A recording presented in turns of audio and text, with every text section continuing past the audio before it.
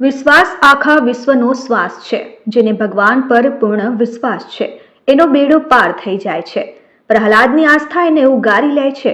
ઉપરોક્ત શબ્દો આજે બારડોલી કડોદ રોડ પર રાધાકૃષ્ણ મંદિરે ચાલી રહેલ ભાગવત કથામાં કથાકાર પ્રફુલભાઈ શુક્લે ઉચ્ચાર્યા છે.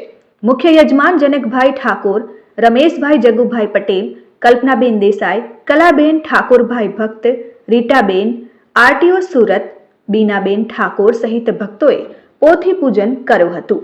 આવતીકાલે કથામાં વામન જન્મોત્સવ અને કૃષ્ણ જન્મોત્સવ ઉજવવામાં આવશે.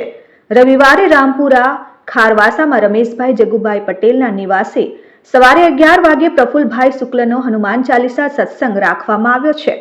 જય સિયારામ પરિવારના પ્રમુખ દિગ્વિજય ગોસ્વામી દ્વારા સંચાલન થઈ રહ્યો છે. બારડોલીની ધર્મપ્રેમી જનતા શ્રદ્ધાથી ભાગવત કથાનું શ્રવણ કરી રહી છે. 17 અને 18 મંગળવારે અને બુધવારે કથાનો સમય સવારે 9:30 થી 12 રાખવામાં આવ્યો છે. દક્ષિણ ગુજરાતની શક્તિપીઠ ઉનાઈ માતા મંદિરના આચાર્ય રાકેશ કુમાર દુબે મંત્ર ઉચ્ચાર કરીને ભગવતજીનું પૂજન કરાવી રહ્યા છે. Jignesh Thakor, RN news, Bardoli.